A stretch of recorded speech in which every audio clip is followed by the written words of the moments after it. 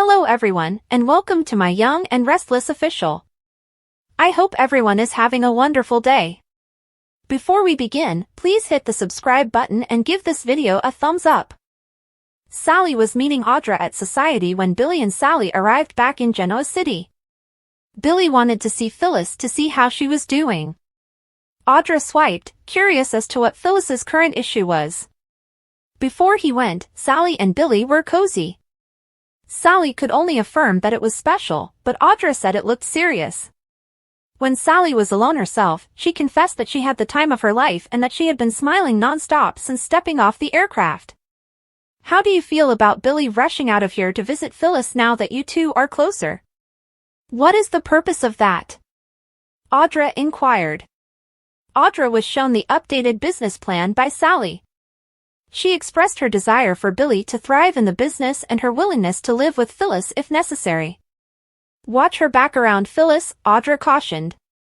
Audra gave Sally an update on Nate and Damien, as well as how painful it was to witness Amy's rejection by her son.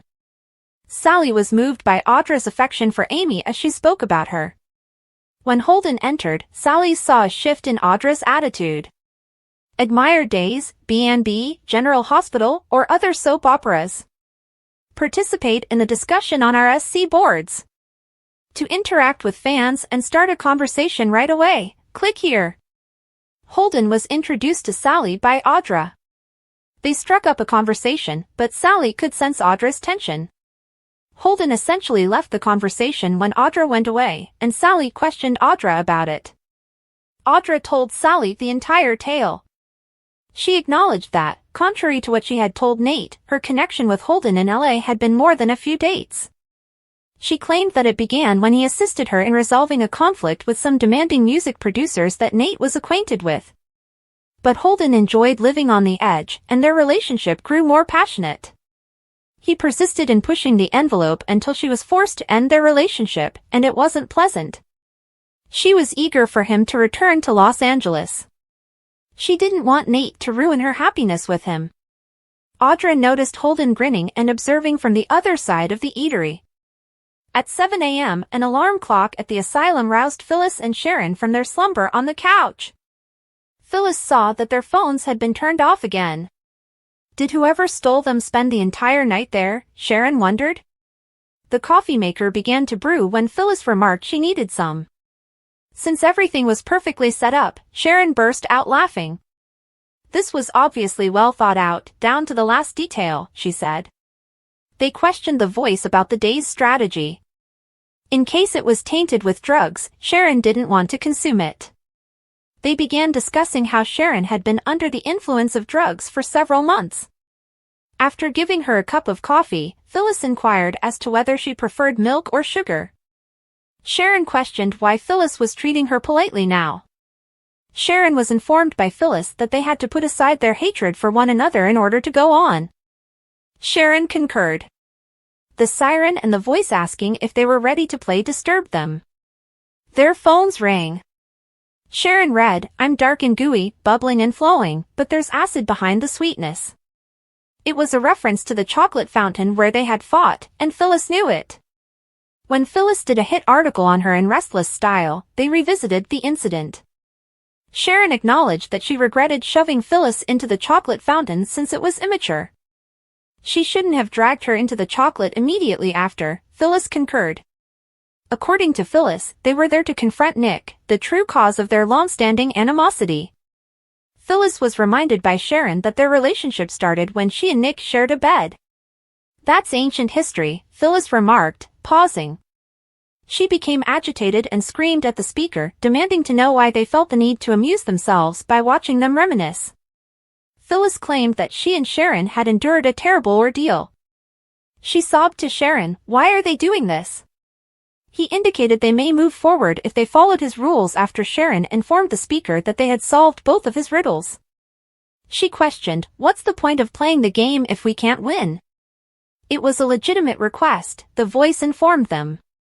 He declared, "I will think about a commensurate prize." Sharon was scolded by Phyllis for ruining everything for them. Sharon reassured her that she wasn't displaying fear and that she was complying with their agreement. After a heated argument, Phyllis and Sharon concluded they couldn't cooperate. Daniel and Nick enjoyed coffee at Crimson Lights and discussed Phyllis and Sharon, who had both called the previous evening to confirm they were not missing. According to Nick, that didn't make sense to him. He claimed that Sharon would be aware that the girls would become alarmed and want to check in with her to make sure she was all right if she disappeared for 10 minutes. Phyllis only called Summer, Daniel observed. The fact that they would both vanish and call at around the same moment struck Nick as strange. Daniel believed Nick was getting worked up over nothing and was searching for something to be wrong. Nick believed it was suspicious that both were using burner phones to contact home at the same time. He spent the most of the night pondering numerous hypothetical scenarios, and none of them were favorable. Billy entered as Daniel explained that Phyllis had instructed Summer not to inform Billy that she had left town. Nick and Daniel were joined by Billy. Although he was upset that Nick was aware of the media company's intentions, Nick reassured him that he was keeping quiet and wished the three of them luck. Billy inquired as to Phyllis's location. After speaking with Phyllis, Daniel assured Billy that she was doing well. Her phone was going directly to voicemail, Billy noticed. Nick recalled that she had mentioned having problems with her phone. Billy assured them that they were capable of more. Daniel stammered out his answers, and Nick appeared anxious, according to Billy. Nick was confident that everything would work out and that Phyllis would show up. Billy turned to Daniel and asked to know the truth when he departed. Daniel claimed that since Phyllis had gotten in touch with Summer, he was no longer worried. Billy was upset that she was attending meetings without telling him and that they still hadn't established the basic organization. Even worse, she disclosed the company to Nick when she shouldn't have. All of that was a poor beginning for the relationship, according to Billy. Declaring that he would continue to call her, he stomped out, asking Daniel to let him know that she needed to give him a call back. Nick contacted Sharon at the athletic club and left a message. He informed her that he had made multiple attempts to call. He wanted her to call him back even after he assured the girls she was fine. The Young and the Restless episode for Monday, March 3, 2025, is a masterclass in soap opera storytelling, blending emotional depth with high-stakes drama to keep viewers on the edge of their seats. The episode opens with Billy Abbott and Sally Spectra returning to Genoa City after their romantic trip to Paris. The couple heads straight to society, where Sally is set to meet Audra Charles. Billy, ever the workaholic, is eager to check on Phyllis Summers, who has been mysteriously absent. Audra, with her trademark sharp wit, takes a swipe at Phyllis, questioning what trouble she's gotten herself into now. Sally and Billy share a tender moment, their affection for each other evident, but the mood shifts when Billy leaves to track down Phyllis. Audra, ever the provocateur, seizes the opportunity to probe Sally about her relationship with Billy, planting seeds of doubt about his priorities. Once alone, Sally opens up to Audra about her trip, describing it as the best time of her life.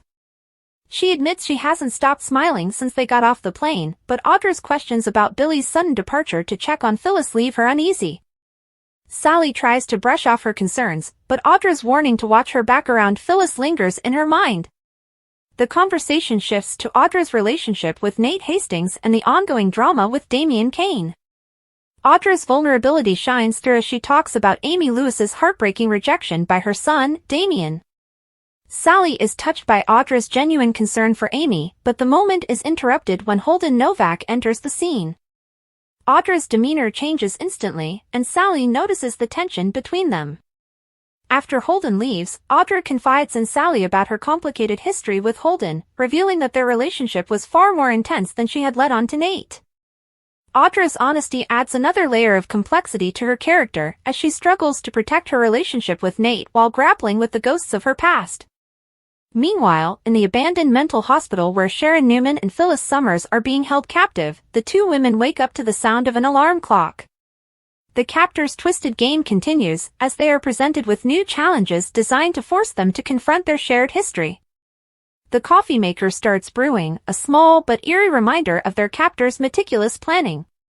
Sharon and Phyllis, despite their animosity, begin to lower their guards, engaging in a rare moment of genuine conversation. They reflect on the riddle they solved earlier, which led them to reminisce about their infamous chocolate fountain fight. The memory, once a source of bitterness, now becomes a shared moment of laughter as they recall how they both smelled like candy bars for weeks afterward. Phyllis suggests that perhaps the purpose of the game is to force them to confront their past and focus on the bigger picture. Sharon, surprised by Phyllis's introspection, asks why she's suddenly being so civil. Phyllis responds that they need to meet each other halfway if they want to survive, and Sharon agrees, though she warns that their truce is temporary. Their fragile alliance is tested when the captor's voice interrupts, asking if they're ready to continue the game. The cell phones buzz with a new riddle, I bubble and flow, dark and gooey, but there's acid behind the sweetness.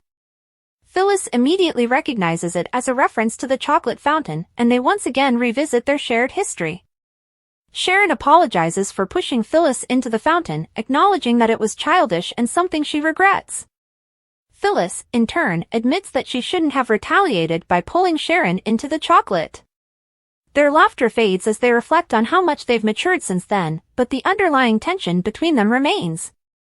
Phyllis suggests that their mutual hatred stems from their shared history with Nick, and Sharon reluctantly agrees. Back in Genoa City, Daniel Romalotti Jr. and Nick Newman compare notes on the strange phone calls they received from Phyllis and Sharon. Daniel is relieved to hear that both women are fine, but Nick remains unconvinced. He finds it odd that Sharon didn't want to speak directly to Faith and Mariah, knowing how much her absence would worry them. Daniel points out that Phyllis only contacted Summer, not both of her children, which adds to the mystery. Nick's suspicions grow as he considers the timing of the calls and the use of burner phones. Despite their concerns, they agree to keep their suspicions to themselves, especially when Billy arrives and begins asking questions about Phyllis's whereabouts. Billy's frustration is evident as he complains about Phyllis's sudden disappearance and her failure to respond to his calls. Nick and Daniel try to reassure him, claiming that Phyllis is dealing with phone issues and has left town for business meetings. However, Billy senses that they're hiding something and demands to know the truth. His determination to find Phyllis sets the stage for a deeper investigation as he vows to uncover the mystery behind her disappearance. At Crimson Lights, Audra confronts Holden about their past, admitting that she lied to Nate about the nature of their relationship. Holden, however, refuses to let her rewrite history, reminding her of the intensity they once shared. Audra, determined to protect her relationship with Nate, warns Holden to keep his distance, but his presence threatens to unravel the carefully constructed narrative she's built. Sally, witnessing the tension between them, begins to question what secrets Audra is keeping and how they might impact her friendship with Nate. As the episode draws to a close, the various storylines converge, setting the stage for even more drama in the days to come. Sharon and Phyllis's fragile truce is tested as they continue to navigate the captor's twisted game, while Billy's determination to find Phyllis puts him on a collision course with Nick and Daniel. Audra's confrontation with Holden hints at deeper secrets yet to be revealed, and Sally's growing doubts about her relationship with Billy add another layer of tension to the narrative. The residents of Genoa City are once again caught in a web of love, betrayal, and danger, ensuring that the next episode will be filled with gripping storytelling and emotional moments that will keep viewers eagerly tuning in. The Young and the Restless continues to deliver compelling drama, blending high-stakes storytelling with complex character dynamics. The mystery surrounding Sharon and Phyllis's captivity, the shocking revelations about Damian Kane, and the escalating tensions between Adam and Billy promise to keep viewers on the edge of their seats. As the residents of Genoa City grapple with their personal and professional challenges, the stage is set for even more explosive developments in the days to come. Whether it's the psychological toll of captivity, the fallout from Lily's investigation, or the confrontation between Adam and Billy, the next episode promises to be a must-watch for fans of the long-running soap opera.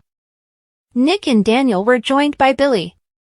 Although he was upset that Nick was aware of the media company's intentions, Nick reassured him that he was keeping quiet and wished the three of them luck. Billy inquired as to Phyllis's location. After speaking with Phyllis, Daniel assured Billy that she was doing well. Her phone was going directly to voicemail, Billy noticed. Nick recalled that she had mentioned having problems with her phone. Billy assured them that they were capable of more. Daniel stammered out his answers, and Nick appeared anxious, according to Billy. Thanks for watching. If you like this video, so please don't forget to subscribe my channel and don't miss any update.